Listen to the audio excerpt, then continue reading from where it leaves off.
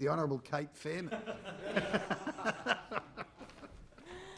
Sorry, I didn't mean to do that. I didn't think it was finishing that quick. Last weekend, 2 more young lives were tragically lost to drugs, this time at the Defqon 1 Dance Music Festival in Penrith. What's particularly tragic about these deaths is that they may have been avoidable if governments pulled their heads out of the sand and recognised that drug prohibition hasn't just failed, it has failed spectacularly. It's created a thriving black market, cost the taxpayer billions of dollars and has contributed to countless avoidable deaths. If we're serious about preventing drug-related deaths, it's time we got real about drug use. Global evidence shows that drug policy is most effective when it's part of the health system, not the criminal justice system. We need a harm minimisation approach with evidence-based solutions like lab-grade pill testing at music festivals. Trials undertaken in conjunction with the police and festival organisers at 2 UK festivals last year and 3 others this year have shown pill testing works. At one of these festivals, Secret Garden Party, drug-related hospitalisations fell from 19 the previous year to just 1 in 2017.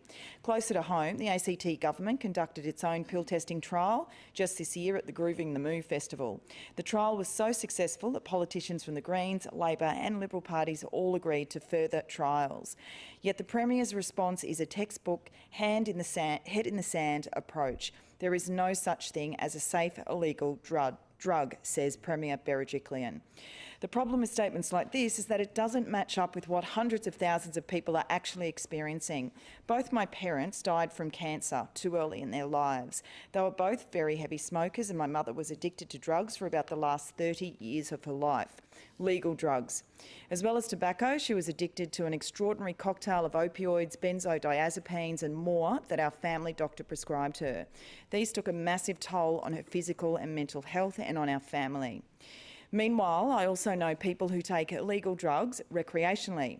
Maybe once a month or a couple of times a year they go to a party or out dancing with friends and take MDMA. Others occasionally smoke marijuana to relax. Others sometimes cocaine.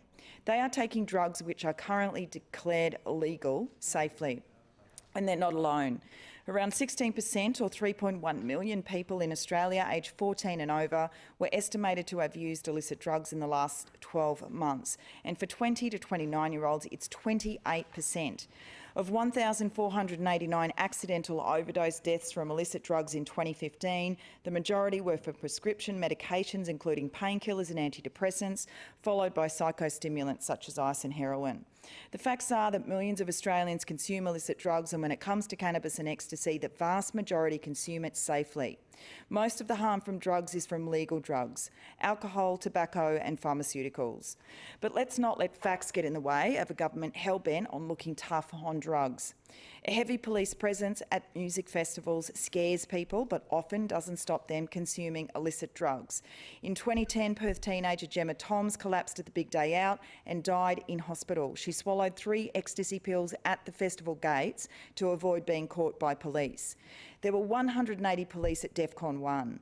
The Greens Sniff-Off campaign reports there was a stall selling pill testing kits, and partygoers have reported people leaving the stall after having purchased a kit only to have undercover cops waiting outside to bust them as they then went to test their drugs.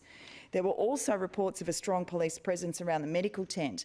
Now, if you're a young person who has consumed MDMA or other drugs and feeling unwell, the medical tent is your safe place, but you would have to draw the conclusion that you'd steer well clear of it if you saw a bunch of cops milling around outside. This shows the dangerous disconnect between the zero-tolerance, high-visibility policing mentality of this state government and the reality on the ground, including what drug users need to keep them safe. Sydney's Safe Injecting Centre is a harm minimisation success story, allowing illicit drug users to inject in a safe space. Since its opening in 2001, there have been more than 1 million injections and no deaths. Similar arguments were used against the Safe Injecting Centre that are being used now against pill testing.